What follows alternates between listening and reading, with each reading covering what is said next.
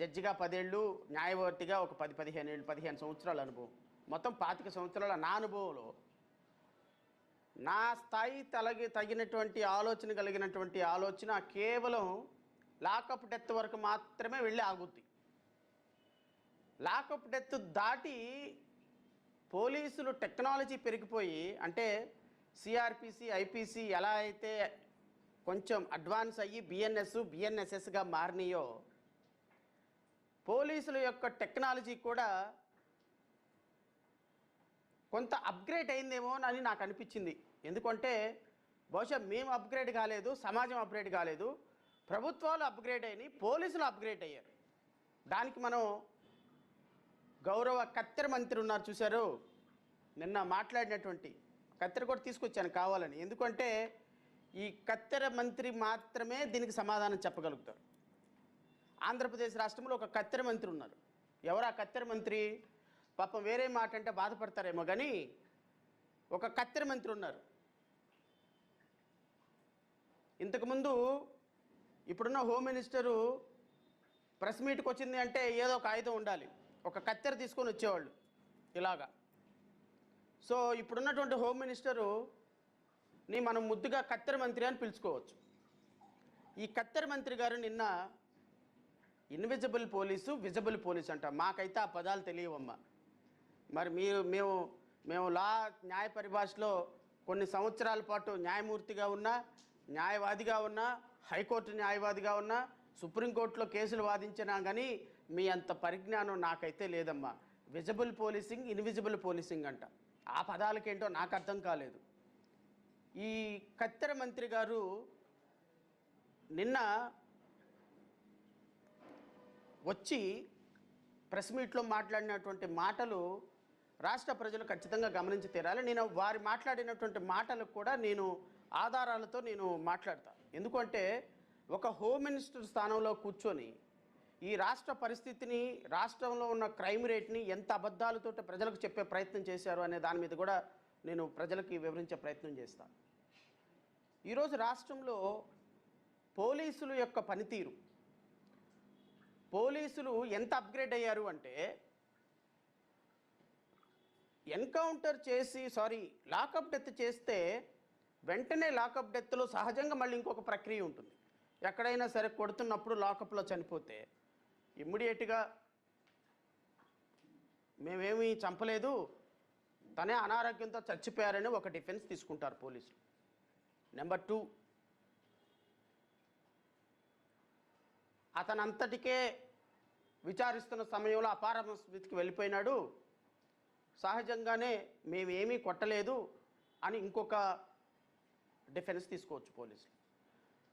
కానీ దేశ చరిత్రలో ఎప్పుడూ లేని విధంగా, ఇది నా ఆరోపణ కాదు, కుటుంబ సభ్యుల ఆరోపణ. కుటుంబ సభ్యుల ఆరోపణ. సాయి కృష్ణ అనేటువంటి ఒక వ్యక్తి, ఒక యువకుడు, ఒక తల్లి కడుపున 9 నెలలు, ఒక తల్లి కడుపున 9 నెలలు నేనెలా పుట్టానో, నీవెలా పుట్టావో, విలేకరు సోదరులు ఎలా పుట్టారో, ఈ రాష్ట్రానికి యువరాజుగా ఉన్నటువంటి నారా లోకేష్ ఎలా పుట్టారో, ఈ రాష్ట్రానికి ముఖ్యమంత్రిగా పనిచేస్తున్నటువంటి చంద్రబాబు నాయుడు గారు ఎలా పుట్టారో, ఈ రాష్ట్రాన్ని, ఈ దేశాన్ని సనాతన ధర్మంగా మార్చేటువంటి, ప్రపంచానికి మరొక కలికి ప్రతిరూపంగా ఉన్నటువంటి పవన్ కళ్యాణ్ గారు ఎలా పుట్టారో, సామాన్యమైనటువంటి నిరుపేద కుటుంబంలో ఒక సాయి కృష్ణ అనేటువంటి ఒక నిరుపేద కుటుంబంలో ఒక కుర్రవాడు కూడా ఆ తల్లి కడుపున అలాగే పుట్టాడు అని నేను మీ ద్వారా రాష్ట్ర ప్రజలకు తెలియజేస్తున్నాను. ఒక తల్లి చేస్తున్న ఆరోపణ, నా కళ్ళ ముందు నా బిడ్డని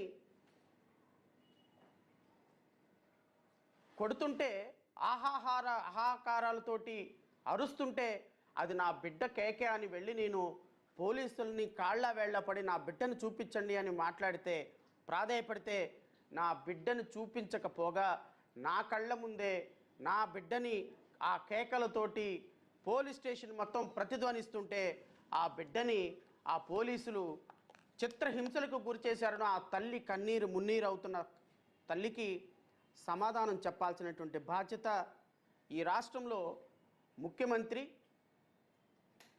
ఈ రాష్ట్రంలో ఉప ముఖ్యమంత్రి పోస్టు వెలగబెడుతున్నటువంటి పవన్ కళ్యాణ్, ఈ రాష్ట్రంలో హోమ్ మినిస్టర్ పోస్టు వెలగబడుతున్నటువంటి వంగలపూడి అనిత అనేటువంటి ఒక కత్తెర మంత్రి, ఈ రాష్ట్ర డీజీపీ రాష్ట్ర ప్రజలకు సమాధానం చెప్పి తీరాలి. జేబీపీ పార్టీగా, జై భీమ్రా భారత్ పార్టీగా మేము డిమాండ్ చేస్తున్నాం. ఆంధ్రప్రదేశ్ రాష్ట్రంలో అత్యంత హేయమైనటువంటి ఈ చర్య కులాలకి, మతాలకి, ప్రాంతాలకి అతీతంగా ఖండించాల్సినటువంటి బాధ్యత మనందరి మీద ఉంది అనేది నేను మీ ద్వారా రాష్ట్ర ప్రజలకు తెలియజేస్తున్నాను. సాయి కృష్ణ కుటుంబానికి పూర్తి న్యాయం జరిగేంత వరకు, సాయి కృష్ణ కుటుంబ సభ్యులకి పూర్తి న్యాయం జరిగేంత వరకు ఆ కుటుంబానికి మా పార్టీ అండగా ఉంటుంది. నేను వ్యక్తిగతంగా అండగా ఉంటాను. న్యాయపరంగా అయినా ఇంకొక పరంగా అయినా ఈ రాష్ట్ర ప్రభుత్వంలో పోలీసులు చేసిన దుశ్చర్యల్ని, నిన్న ఈ హోమ్ మినిస్టర్ ఉరఫ్ కత్తెర మంత్రి వచ్చి చెప్తుంది, ఈ రాష్ట్రంలో గత ప్రభుత్వంలో అంట సీసీ కెమెరాలు లేవంట, ఈ ప్రభుత్వం వచ్చిన తర్వాత సీసీ కెమెరాలు పెట్టించిందంట. నేను అడుగుతున్నా, సీసీ కెమెరాలు పెట్టిస్తే మే 9వ తారీఖు నుంచి ఈ రోజు వరకు కృష్ణలంక పోలీస్ స్టేషన్లో CC footage minute to minute మీరు మీడియాకి రిలీజ్ చేయగలుగుతారా? నేను డిమాండ్ చేస్తున్నా. మే 9వ తారీఖు నుంచి మీరు, నేను చాలా ప్రౌడ్గా, you claimed very proudly that 70,000 CC cameras were installed in Andhra Pradesh state police department. వెరాజ్ లాస్ట్ గవర్నమెంట్ అంట మెయింటెనెన్స్కి కూడా డబ్బులు లేదంట. ఈ ప్రభుత్వం అంట మెయింటెనెన్స్ చేపించి దాన్ని ఇన్స్టాల్ చేసిందంట కెమెరాలు. ఎక్కడ ఇన్స్టాల్ చేశారమ్మా కెమెరాలు? మే 9వ తారీఖు నుంచి ఈ రోజు వరకు జరిగినటువంటి కృష్ణలంక పోలీస్ స్టేషన్ పరిధిలో ఉన్నటువంటి ప్రతి సీసీ ఫుటేజ్ని కూడా మీరు రబ్ చేయబోతున్నారు, మీరు డిలీట్ చేయబోతున్నారు, మీరు మోడిఫై చేయబోతున్నారు. మీకు నిజంగా చిత్తశుద్ధి ఉంటే మా పార్టీ డిమాండ్ చేస్తుంది, మీరు సీసీ ఫుటేజ్ని పబ్లిక్ డొమైన్లో పెట్టండి. ప్రతి police station is a public office. ప్రతి పోలీస్ స్టేషన్లో సీసీ కెమెరాలు ఏం జరుగుతుందో తెలుసుకోవాల్సిన బాధ్యత ప్రజలకు ఉంటుంది. They have every right to know what had happened from May 2026 9th మే నుంచి ఈ రోజు వరకు, మొన్న ఆ సాయి కృష్ణ చనిపోయేంత వరకు, as per the allegations of the mother.